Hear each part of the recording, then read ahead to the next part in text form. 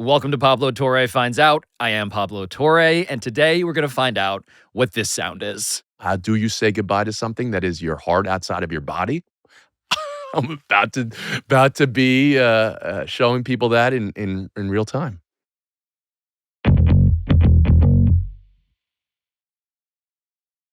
I've never encountered this, but your arm has hit this and turned your mic off.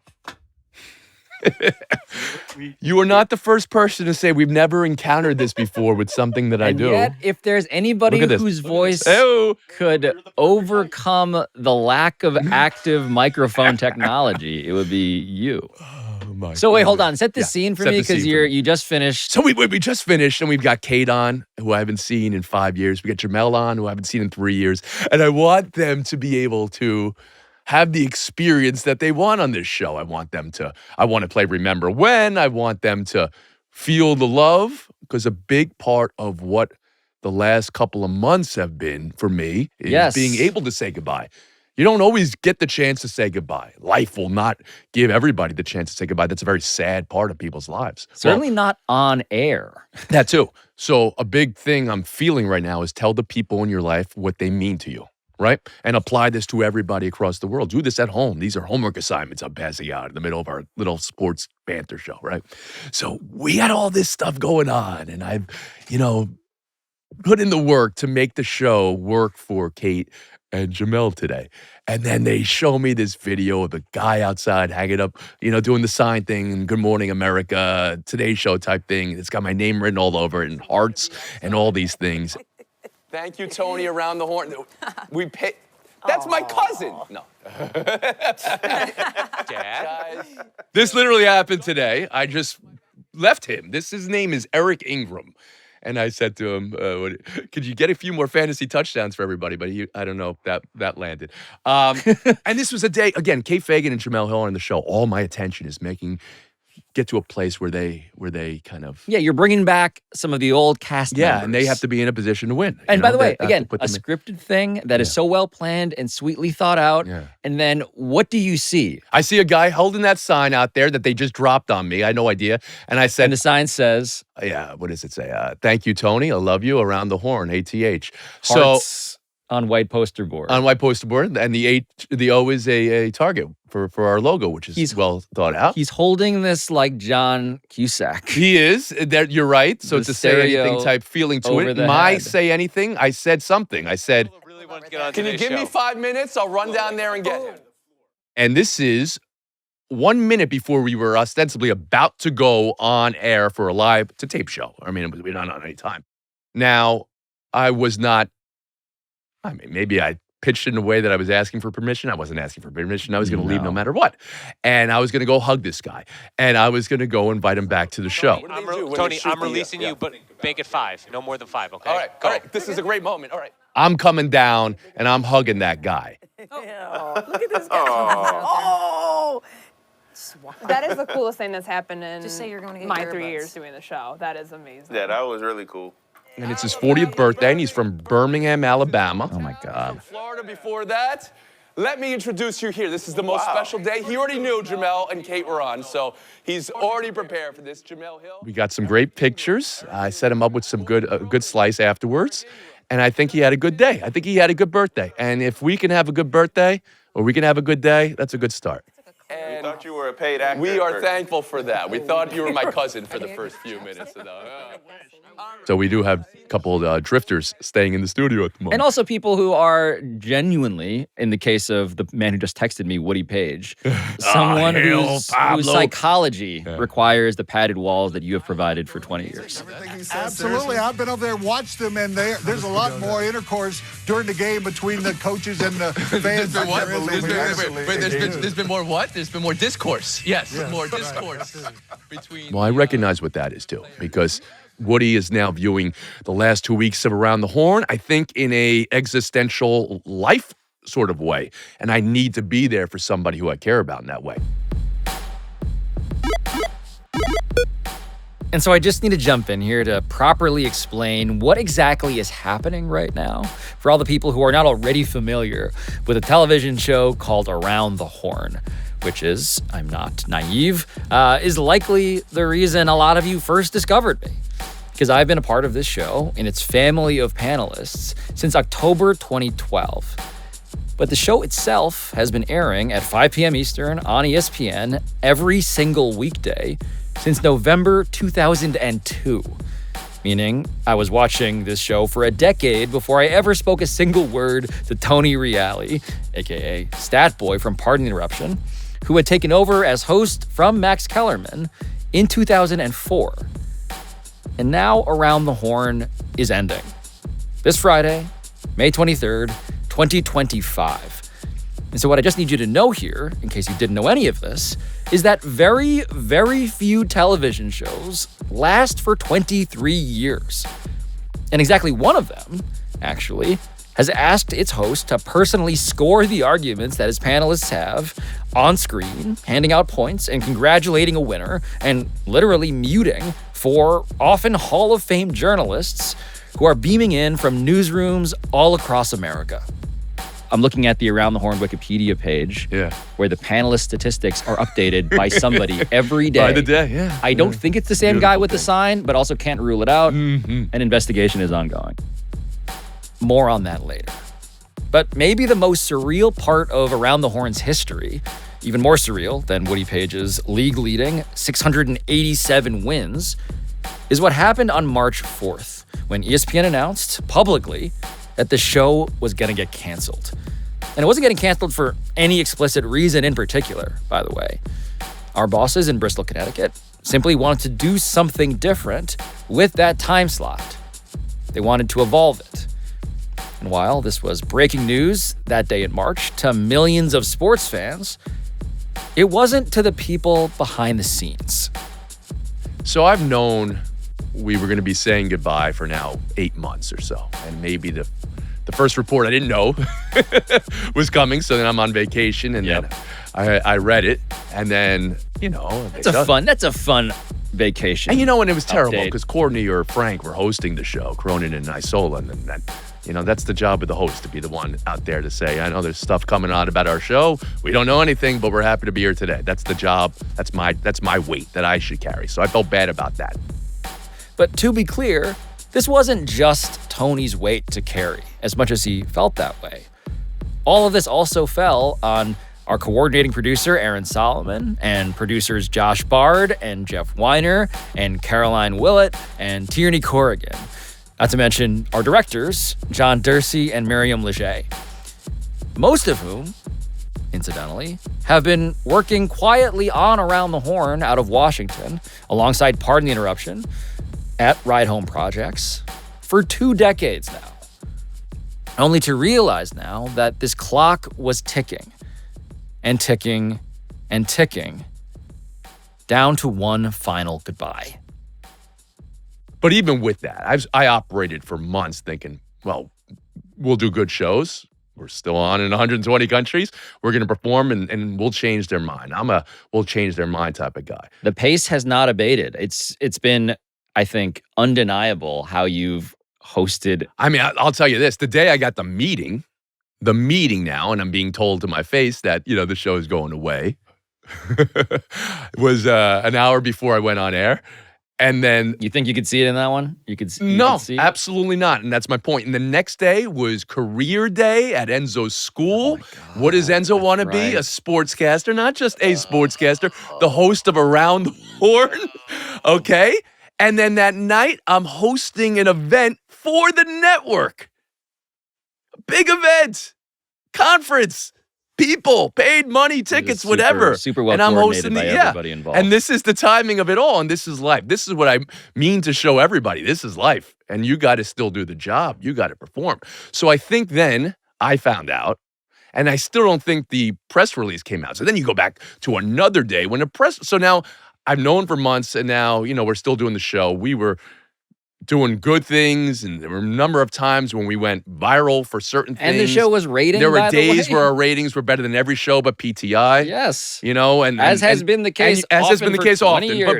But so it was nothing new, but I just made him, somebody's going to change their mind here. It's, right? I mean, that would only stand to reason. We're doing good stuff. And then, the press release comes out. And now, it's really out there. But this is where it got me. Just inundated with just love and nostalgia and 6 million views on a ESPN PR release. Timothy Chalamet's doing something amazing on College Game Day, and it's getting a great number, 6 figures, whatever. And we're at 6 million because the show, which had already been out there, rumored, but it is now official.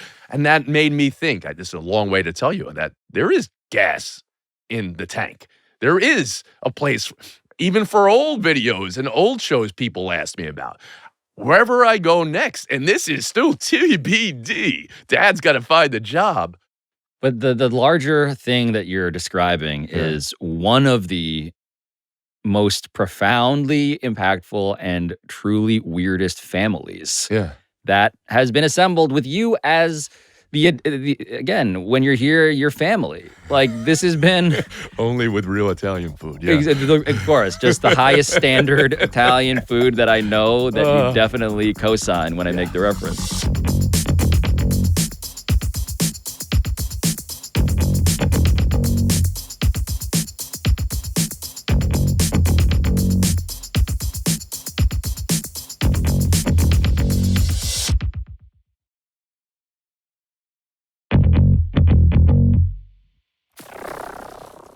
But just the idea of me being somewhere on a list in which there is some element of you and I grew up with this too, right? I talked about how we just feel for the elders in our life, but I interviewed Bob Bryan when I was at Fordham, 20 years of age, on a radio call-in show that had no business being broadcast past the 5 meters of the studio. Yeah. But it was a 50,000-watt station in New York, and Bob was magnanimous with his time and came out and did an interview with a kid.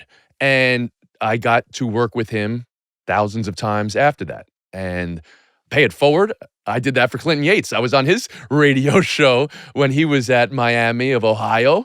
And then I got to work with him thousands of times on television. You have been elbow to elbow in probably locker rooms and clubhouses or press boxes with some of the people then you got to, you shared bylines, not maybe the same story, but in Sports Illustrated with Jackie McMullen, and then there you are, you're on the show with her. It's an amazing part of this industry, and it's something that I think this show, more than any other show, really put in the forefront. We celebrated what that was. Yes. I affirmed it. I was intentional about how I affirmed it.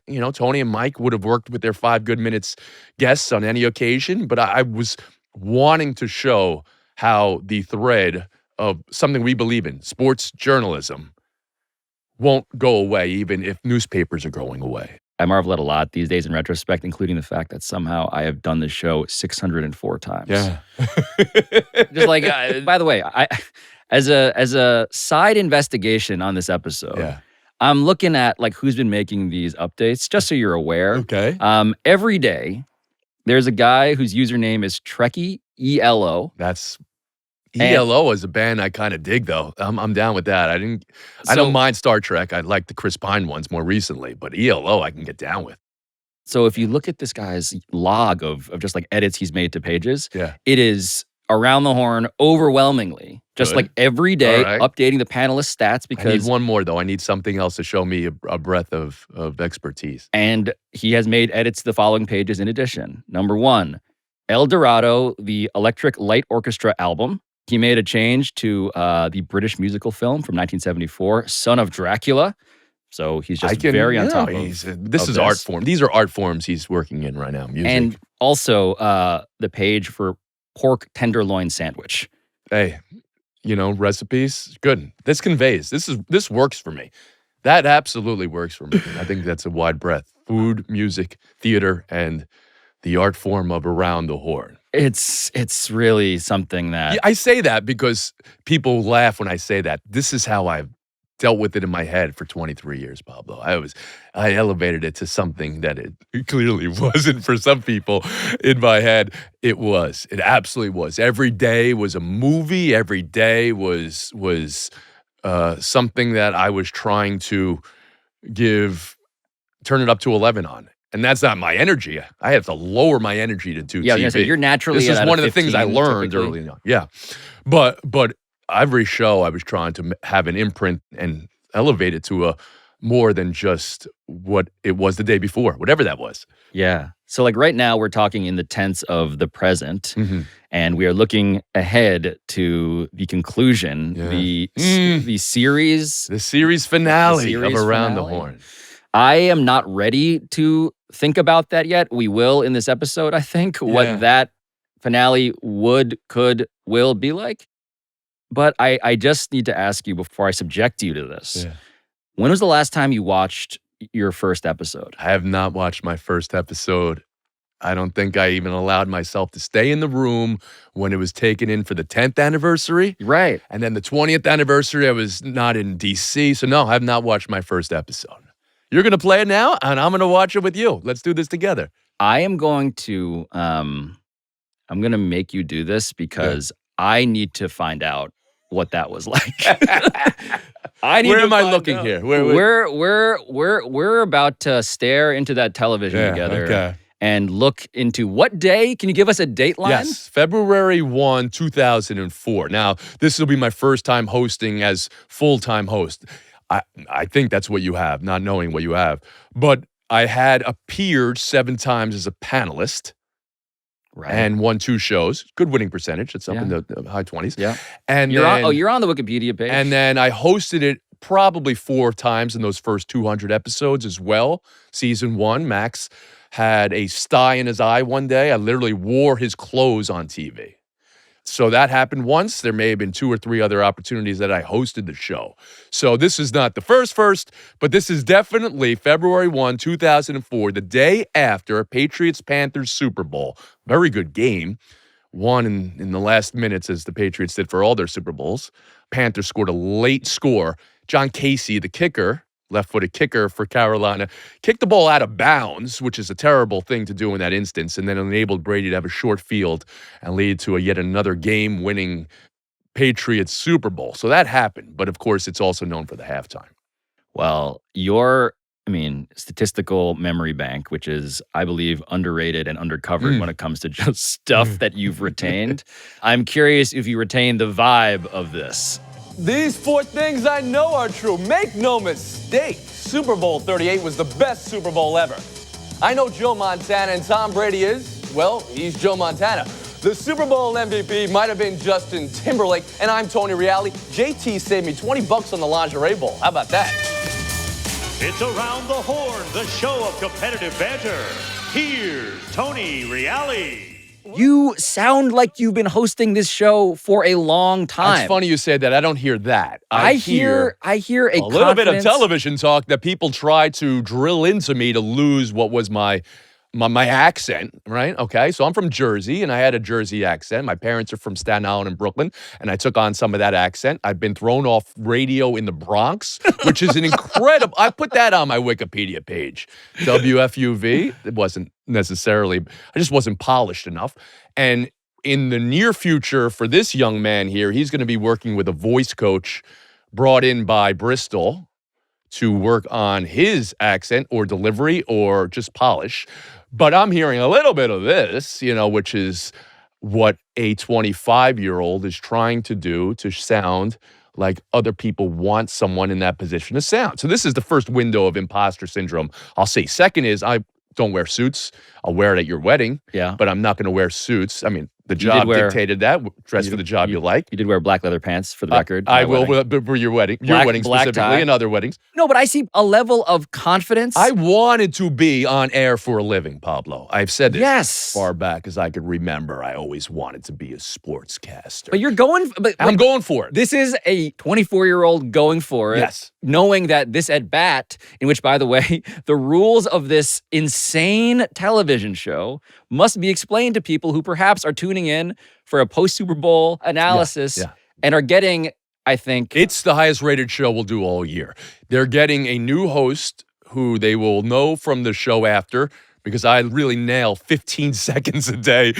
So I'm about to do 30 minutes of the highest rated show that we're going to have at 5 o'clock on a network with, I could go through the list now, but you know the list. But Why isn't Stu Scott sitting there? Why isn't Linda Cohen sitting there? Why isn't Kenny Mayne sitting there? They would have been phenomenal hosts because it was the Super Bowl. Everybody was either in Miami or in Connecticut, and it came very quickly that somebody needed to be in D.C. and couldn't get there, and now I'm hosting Around the Horn. That's how it happened. This is sneaking in through the fire escape. But you're telling me I sound like somebody who at least was faking it, then I'll make it.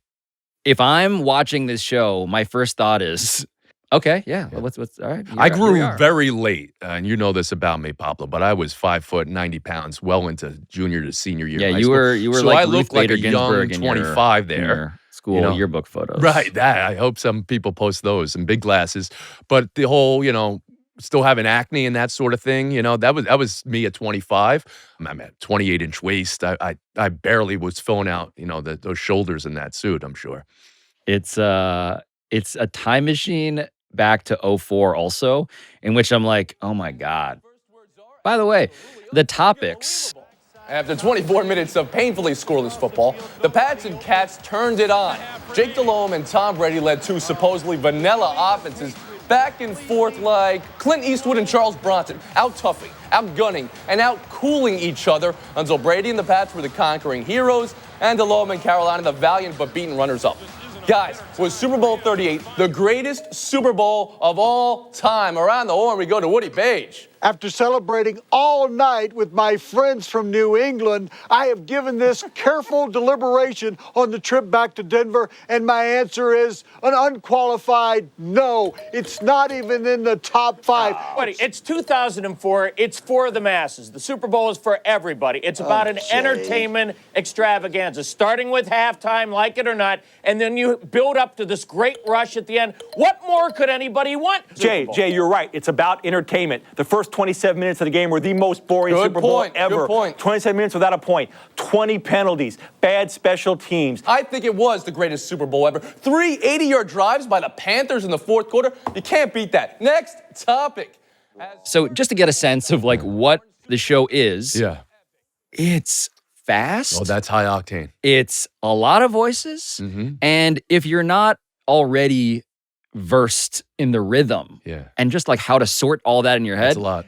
It's scary to 99.9%. I want to run through a wall right now. I know about you. I mean, I feel, so these are maybe things that fits me. That feels natural to me, what we just witnessed. Absolutely. That is probably close, except for the Reali.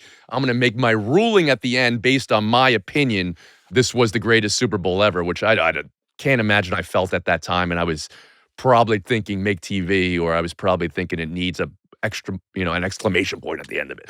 But put that to the side. That's my pace. That's my energy. At that stage in my life, that was enough conflict for me. That's something I would be craving. Because if you went back, and I've done interviews for the last month, if I went back and thought about it, I would have said I needed to evolve the show to fit me a little bit better because I didn't want to be as abrasive, or I didn't want the show to be around these 4 things I know are true, which is how we started. I want it to be about these 4 sports writers, and I believe that. I believe that in my heart. But in this first show, I'm definitely selling the show that we got. And also, everybody on screen, you can hear it, let alone see it if you're just watching or listening. It feels like this is very important to them. It was important. It is important. We're on in 120 countries. This is a pep talk I give everybody. We're on in 120 countries right now. And I could have said at any point, I don't really ever focus on ratings. The ratings, by the way, have been great for 23 years. But I never made it about that. But I just made it about somebody said 6 months ago, they told you the show's getting canceled, are you going to, walk away or something? I got a chance to do international television for the next 100 episodes. I'm still going to do that. I mean, I like that. But also the energy is fundamentally contagious. If you, the host, are setting the pace at a certain level and everybody is trying to fit in, the natural human instinct is a bit of like the sympathetic nervous system is, man, we are after it right now. Right. And by the way, it proceeds. Out of bounds, where it's all inbounds, and today all nude. Easy, Woody. Janet Jackson made every jaw in America drop when she allowed Justin Timberlake to unbear her right breast as the halftime show ended. Yowza! The NFL and CBS were quick to run from the incident. Timberlake called it a wardrobe malfunction. Guys, besides your animal instinct, what was your reaction to 2004's leading TiVo moment, Jay? Well, the NFL was punked. I mean, this is Janet getting attention. It's the oldest trick in the book, but you don't do this in front of all these people. And I thought about something Plaschke would as a moralist. I thought about kids for a minute there, but I also realized kids watch MTV. They're more accustomed to this than we think. The NFL's at a crossroads. They got to figure out what they want to do in future halftime shows. Jabroni, you and Reverend Bill used to sneak around with Sears catalogs in National Geographic magazines. Sears catalogs? National Geographic? A long time ago. We're talking about a country that needs to catch up with the rest of the world and stop being so prudish. So that's the biggest story in the world at that moment. The day after a thing that, by the way, to fast forward to the present tense for a second, that story and who's responsible and Justin Timberlake finally owning up to any amount of it. It took decades. But I was there as a 25-year-old in my first show parroting things that, maybe I would not want to say right now. Sure, but the point being that there is something closer to a representative conventional wisdom in what it was like to react to that at the time. I remember it at the time. Well, it's impossible for me to kind of not wince at that. I'm okay with it, of course, because I said it on national TV. I think it was such a big story, and there would be no way to avoid it. I mean, that is the dawn of YouTube. The dawn of YouTube came about because on the Super Bowl on international television, we had that moment, and then the next day people were like, how can we see it? How can we see it? And they literally invented YouTube out of it for that one clip. So now I'm on TV in my first show talking about it. I was happy to say we evolved out of that. So it's the time capsule dynamic. It's a time capsule. You got to live with it. You did it. I hear my voice doing a little bit of this and a little bit of that. I did hear and see some Seinfeld in that. Yeah. What's the deal with that? I also can't believe how mean I was to Plaschke over and over again. The mutes were firing in fast and furious. Okay, you're crazy. The whole country I don't really care exactly. Okay, everybody gets it. 37 points in the fourth quarter. What a finish on a kick. Oh, outstanding game. I think it was. Wait, hold on. You hold on. There was a lot of traffic cop. I'm proud of that. I can bring that back for the last episode if we want. I can go like that. I mean, why did I evolve as a host who went a different way? The scoring changed to not be as high scoring. People got more time to cook instead of less time. I don't know. A lot of it was intentional. I wanted more space to breathe. I always say it's not just having an opinion. It's proving why your opinion is the right opinion in that moment. That's the actual way I think of the show and what I would tell somebody if they were going to appear for one day. Well, look, I always considered the mute button to be a love language. Mm-hmm. Yeah, me too. The mutes come with smiles, just like the murderers come with smiles. That was a man who walks around. Ray Liotta phone case. Yeah. I got this after he died. Felt very sad. How people's lives touch you. I got hats, T-shirts, and cell phone covers of Ray Liotta. Man, I want to go to Showdown because I want to see what that was like. Okay. Yeah, this was, I think, did we still do trivia? I'm not sure. Let's see. Next topic. David Stern wonder why the league is losing money. That's why people pay good money to come watch these athletes play and they try to take over the game. Shaq, we're on live. I know. Even after scoring 36 points on Sunday, evidently Shaq was not happy with the way officiating was in the Lakers' win over the Raptors. Meanwhile, LeBron James went for a career-high 38 points Sunday against the Wizards. What was the most overlooked performance this weekend? 15 seconds each. Bill, go. As a man in L.A. with children, I think Shaquille O'Neal needs to apologize to the city of L.A. for those profanities. That aside, his was the biggest performance because it's the best game of the year, and it shows he's back. He's surly. He's nasty again. He's yelling about the referees again. All good for the Lakers. Bill, a huge thing. This weekend was one big weekend of indecent exposure. I don't even want to talk about Shaq and his foul mouth. Give him soap. Janet Jackson, the rest of it. How about appreciating You said you like Janet Jackson. We haven't talked about LeBron in weeks. He has a great game, and not a soul in America America has it on the radar screen. Not a great game against the Wizards, all right? Come on. Point to Platsky. It's a sweep. Shaq is back, and the winner is Bill Platsky. 15 seconds of yours. Go. I'm going to mention one person we haven't even mentioned on the show so far, Adam Vinatieri. How come he's forgotten here? He may be the greatest pressure athlete of any sport of our era. I don't care. I want to see Tiger Woods win the Masters with a putt, 40-foot putt, with everybody yelling at his face, doing it twice in 3 years. I want to see Michael Jordan do it. Vinatieri, right, great Bill. athlete. Going to do it, folks. We're on a 23-and-a-half-hour break. See you Tuesday. Around the Horn. I told you that last week, Bill. Around the Horn is a presentation of ESPN, the worldwide leader in sports. No paper toss. No paper toss. Well, that's fine. I grew into that one a little bit. I am stunned. That's watchable. I would put that on a YouTube page right now.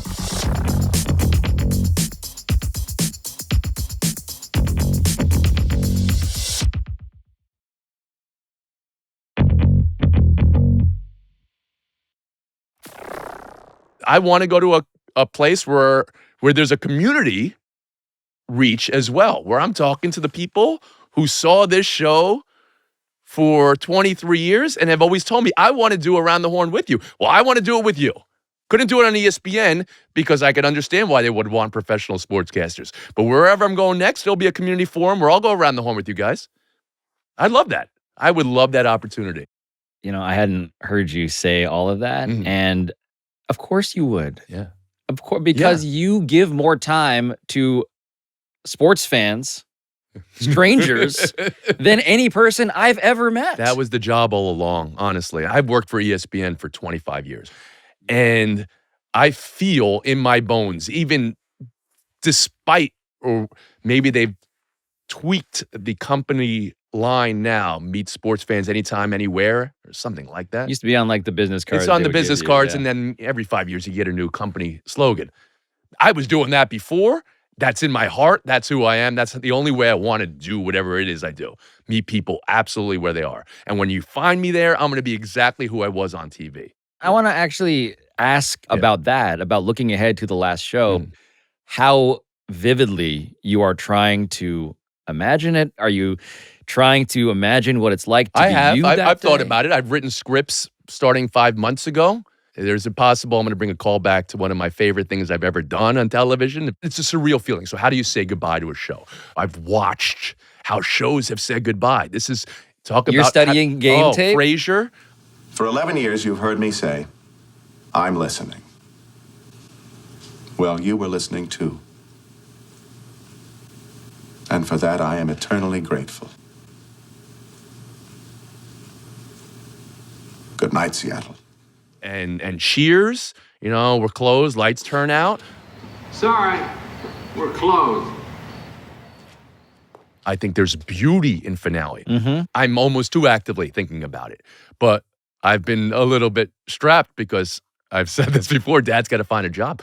And I'm taking all the opportunities now to imagine what the future is and not, I want to go out on my terms on Horn, but I have I'm Red Panda right now.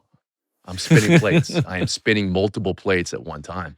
And I'm recognizing, and people in my life are also worried about that. Or are you burning it too much right now? I am one of those people, just because I know your approach is going to be with the energy level that was established on that show that we relived. Yeah. And it's also, of course, something that if I had ever faced what you are dealing with, which is basically saying goodbye for months to something. Yeah, that's an odd feeling, isn't it? Everybody who does the show is blown away most by the people who come up and talk to you about it. Still. Yeah. Like that's their point of reference on you. Because one of the things you can't recreate at this time in human history is the scale, the accumulated tonnage of people who got truly welcomed into a community that was every weekday for 2 and I felt that more than anything. I valued going to work every day and putting in the number. I love that number. 4,953 is where we sign off. That number is more than the Oprah Winfrey Show, and that number is more than Late Night with Letterman, and that number is more than Jerry Springer. That means a lot to someone like myself. What I want us to recognize is that what you oversaw is something that is so massive in ways that cannot be replicated today by anything that replaces it, and that we need to acknowledge that as much as you can measure it online in ratings, it's the human shit of like this person who devotes their life to editing the Wikipedia page, the people that stop you on the street still today, that will stop you on the street without knowing that the show is gone. Yeah. And you know that's coming too. Yeah, I know that's coming too, yeah. Right? And this is the collected audience that can only come around. We've hosted anything 4,953 times. Yes, yeah. And so the thing on my phone that has survived since, I'm going to just make sure I get my own dates right. God, October 23rd, 2012, right? This is 6:37 p.m. I'm walking out of the set of PTI. Just had Kornheiser and Wilbon probably complaining about something. And then I'm like, oh, let me call Pablo. I am somebody who has done some television, but is terrified by the call that... You send me straight to voicemail. You've admitted this. Let me say it again. You didn't pick up the phone. I was on a block in Williamsburg. There were other people that goes a different way. I didn't answer the call. You literally didn't answer the call. I didn't answer the call, but I did listen to what you left. Immediately. And I heard this. Pablo, this is Tony Reali from ESPN. Got your number from my producer, Aaron, and I just wanted to call you to tell you how excited I am to have you on the show this week.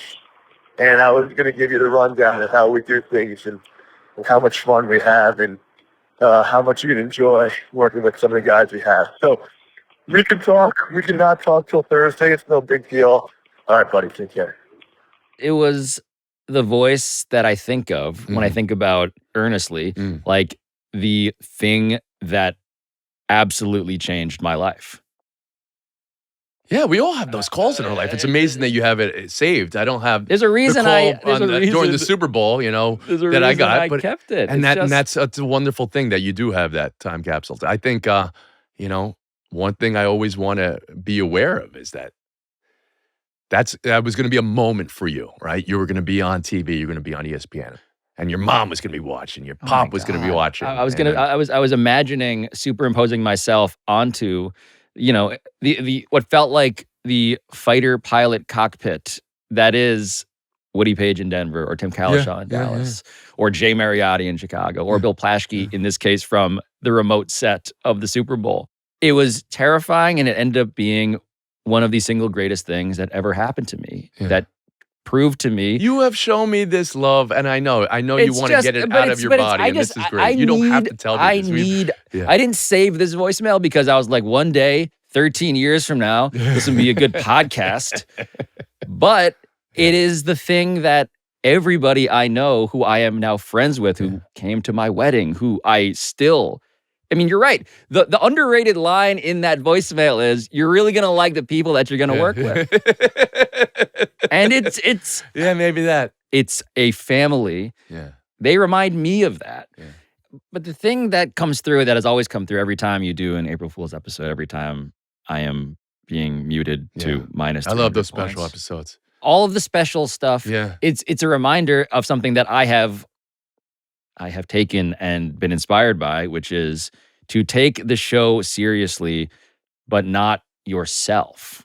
I think every show likes to feel that it does that, right? It was a big part for me, self-deprecating, in some ways, but that was also built into the PTI fabric as well, wonderfully. Tony's getting dressed up, so we didn't invent any of that, but I definitely pushed it. I wanted to push it, again. So that's part of it, and that will also be evident in the next place. I'm going to briefly bring it back to Ricky Vendel II, a.k.a. the man who seems to be behind as I have been doing my investigation, Trekkie ELO.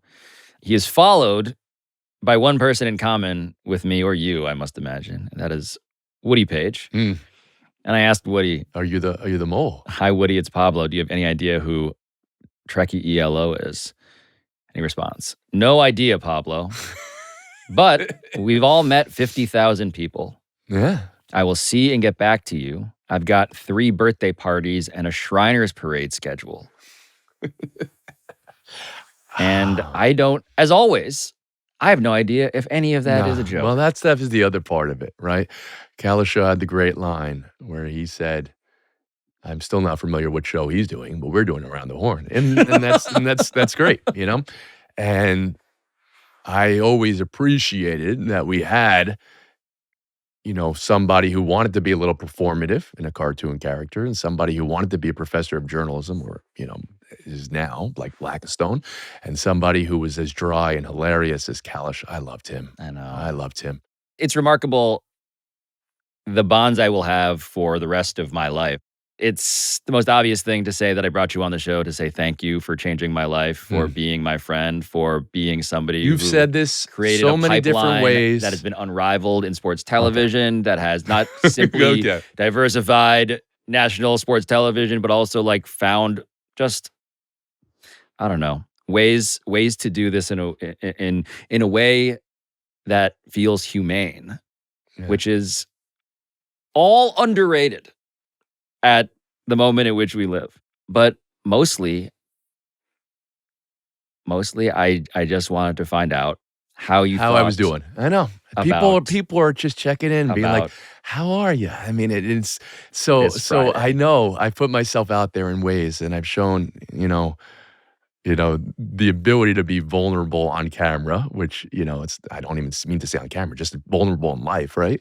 And people, you know, are just like, yeah, how you doing? You know, I'm gonna be surprised about how I am on TV that day. I think I am, because I have no idea. I don't think I'm gonna be a mess, but my kids are gonna be there, and I'm gonna be, you know, trying to have the best moment possible. How do you say goodbye to something that is your heart outside of your body? I'm about to be showing people that in real time.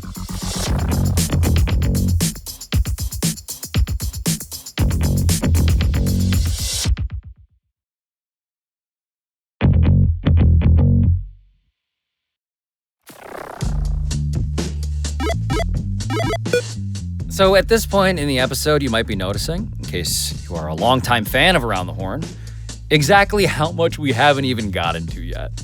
I mean, there's an entire section we could have done about just the times we all got to learn from Hall of Famer Bob Ryan. In between segments, by the way, not even on air, including earlier this year. And you know what other word is misused? Dynasty. The point is, there's only been one dynasty in American sports, true dynasty, and that's the Yankees from 1923 to 1964. And the other one the would be Celtics the don't even Canadians. qualify? Celtics? No, because the point being, you have to have a handover of power. It's not the same people involved. See, Celtics were, Russell was there for 11 up. We also could have talked about the time that Lil Wayne was a panelist back in 2009. Here I am. For all my years and days, I've been afraid of one player. This player is Mr. LT. But now, Mr. LT, Lawrence Taylor, has agreed to be on Dancing with the Stars. Today, I announce I am no longer afraid of Mr.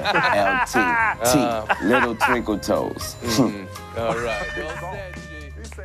And then there's also the time that Woody Paige mounted a last-second, horn-beating comeback to knock out J.A. Adande in a debate about Tiger Woods back in 2011, with Michael Smith and Bomani Jones both cheering this on. I'd like to make 6 points here, starting with number one. That was a better field than people would think of at the end of the year. The fact that he finished strong on 17 and 18, the fact that he's got his confidence back after the President Cup, the way he played, the way that he could go into next season. That's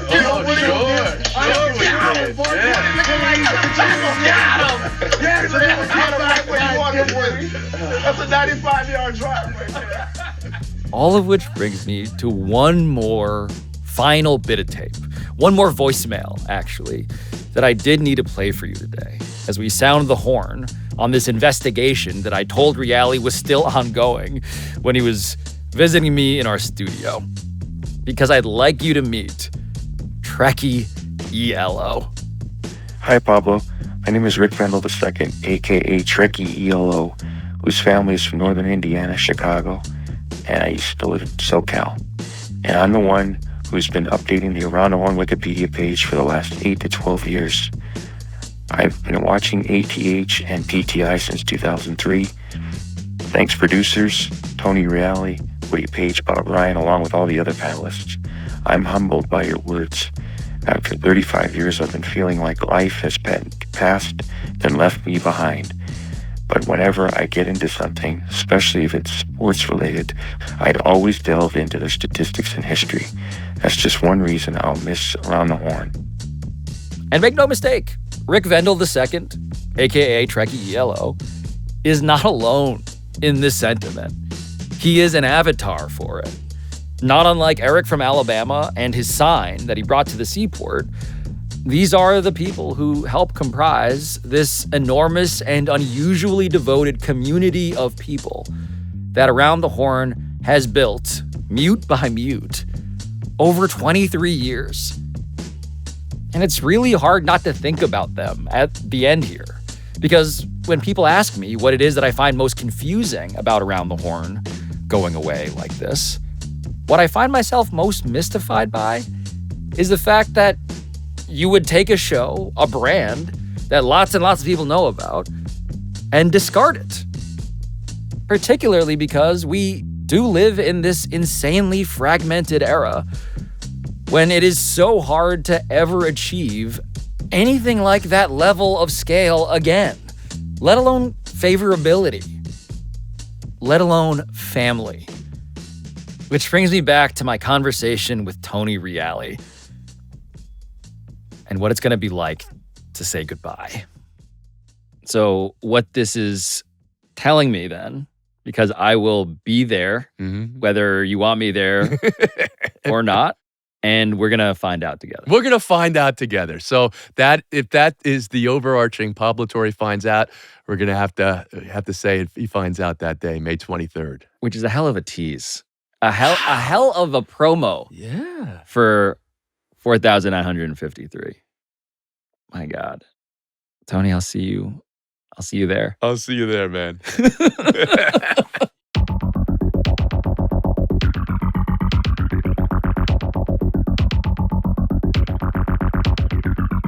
This has been Pablo Torre Finds Out, a Meadowlark Media production. And I'll talk to you next time.